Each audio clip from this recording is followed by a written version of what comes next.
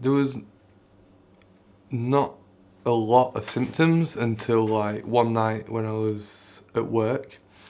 I literally went to the toilet, and all I can describe it as was complete like something with hemorrhaging inside me. The toilet was absolutely covered in blood, all different colours of blood, dark blood, bright blood, and it was just like horrific. We're not talking like a little bit of blood. I'm talking about a complete like it was almost like an explosion.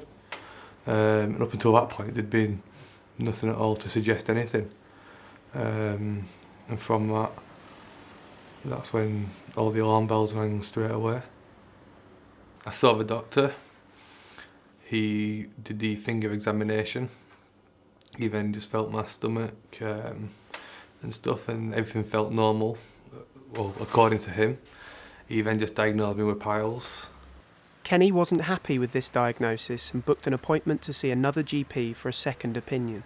I didn't know a lot about piles or bowel cancer or anything, but I just thought the volume of blood that had come out, it was more severe than piles. The second doctor confirmed the diagnosis of piles, but Kenny continued having symptoms and kept going back to the doctor.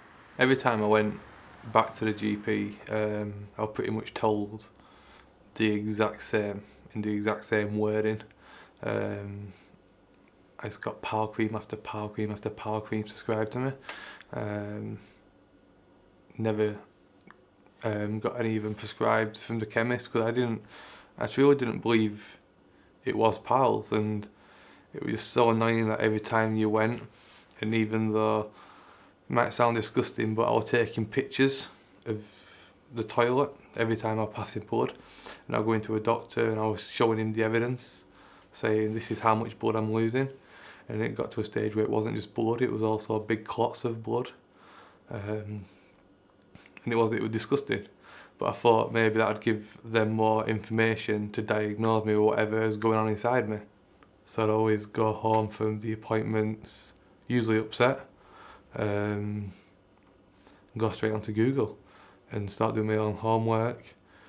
Google ain't the best place to do homework because lots of false stuff on there, that's what I found. But it seemed to confirm to me more than what the doctors would confirm. I once asked the doctor if he thought it was bowel cancer, and he told me that bowel cancer doesn't exist in people of my age. Kenny continued finding blood and started suffering from weight differential, so he changed to a different GP practice after becoming frustrated with continuing diagnoses of piles. He made several visits to his new doctors with ever-worsening symptoms. I've seen a couple of doctors at my new surgery. The weight differential had started to really kick in at this point. My weight was all over the show, even over a small time frame like a weekend I could lose a stone. It was getting really dramatic. So I went through everything, showed him my pictures, told him how long it's been going on for, my stool pattern, how much that had changed, because at this time I couldn't leave my house until about 11:30 in the morning, because between about say 7:30, 8 o'clock in the morning and 11:30, I'd go to the toilet constantly. And that's how severe it got. It wasn't say like diarrhea or anything like that, it was just how frequently it was, and then it stopped for the rest of the day. So told him all that, told him that I need to be referred, and if the referral came back that it were piles, then fine, I'll accept that. But I want a referral and I want to see the specialist and get their opinion on it. And I can remember his face when I was talking, and again, they never seemed interested, but he gave me that referral. Kenny finally got a referral to see a colorectal specialist at his local hospital. He did some examinations on me, felt my stomach, and then he had some sort of instruments that he used to have a look up my back passage. And he seen something and he took a biopsy from it. Straight away, after we'd finished getting the biopsy, I said to him, "Is it cancer?" Because at that point I knew it was cancer. And he said he can't tell by looking at it. He said, but the odds are against you. And then I was sent home. And then it was just a waiting game until the results came back from the biopsy to see whether it was cancer or not. It took about 2 weeks. the longest 2 weeks of your life, waiting for the results. On Friday the 13th of May, again in 2011, I was officially diagnosed with bowel cancer.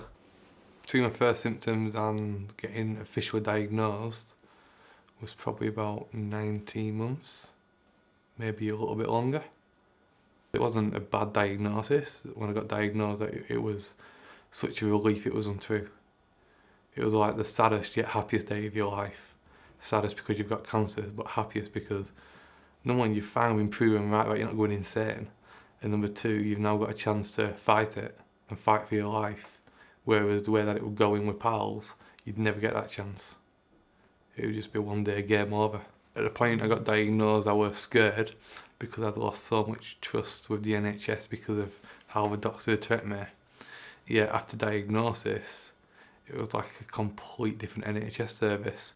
After he was diagnosed, Kenny found that he had to take on a lot of information quickly.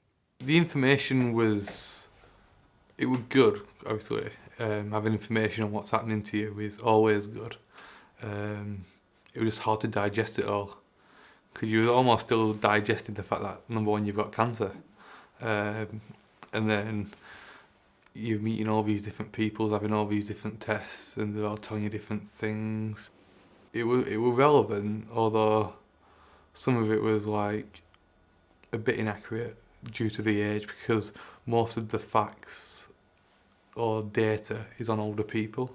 So if you ask for recovery times or anything like that, they can give you an answer for everything, but a lot of it is for older people, so it's not really 100% relevant to say myself. Kenny found it helpful to take his sister with him to some of the important meetings. I could ring her later on at night and say, what did they say about that, or what did they say about it, because it was just constantly talking, and you can only absorb so much. And for me, I just absorbed the key points. I was diagnosed with stage 3 bowel cancer. I had my first operation to remove the tumour. The day of surgery, you walk into surgery, you're still, even though you've got the symptoms going on, you're still a normal person. You wake up from surgery, and even though the cancer may be gone, you've now got a new challenge, which is recovering, which I found at first really difficult to get my head around. Like, I've never been, say, poorly or anything in my life, and just lying in a hospital bed and being no use to anybody was really difficult. The biggest bit was getting used to the fact that I now had a colostomy bag at such a young age. My confidence, everything goes out of the window. I couldn't even bring myself to change it or anything. District nurses had to come and do it for me. Just really couldn't get my head around it until one day I managed to get my head around it, where I just seen it as the key tool towards saving my life, because that would give my bowel a rest to heal from surgery. So once I started thinking of it that rather than a colostomy bag, it's just something that helped save my life, it was a bit easier to accept.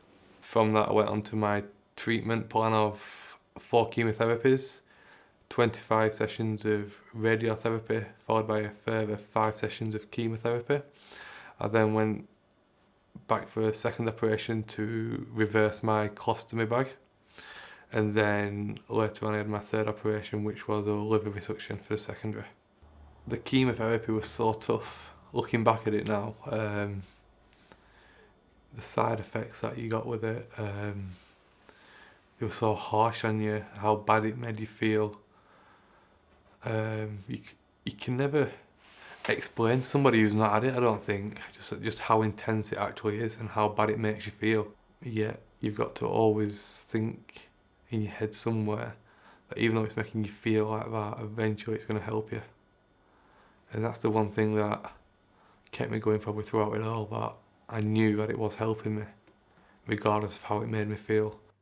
After a tough few years struggling to get diagnosed and then undergoing intensive treatment, Kenny has been given the all clear from cancer. He's found that his experiences have given him a different perspective on life. Now life's good. Still not exactly where I want to be. I haven't got into my head yet, say career-wise or future-wise, where I want to be or what I want to do. But from cancer, I'm a complete different person than what I was, say, 3-4 years ago. There's many negatives cancer has, it also has positives, so in my eyes it does. the way that cancer's as a word is just like say marketed. I think it's just wrong because you only hear negatives these days of cancer. Whereas for me, I took a lot of positives from it. It changed my life for the better. It changed the people in my life. It changed me as a person massively.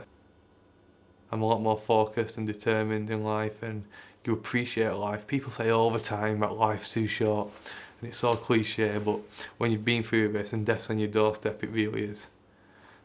Spend the quality times with people, like say like your loved ones or your kids, or do the things that you want to do in life. It's so important because it makes you realise that we do only have one chance at this. I'm on my third chance, but it's so precious the time that we are here, and before you know it, it'll be gone.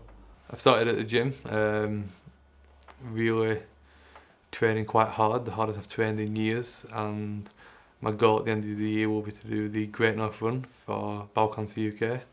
It's coming along good. A lot of work to do though yet.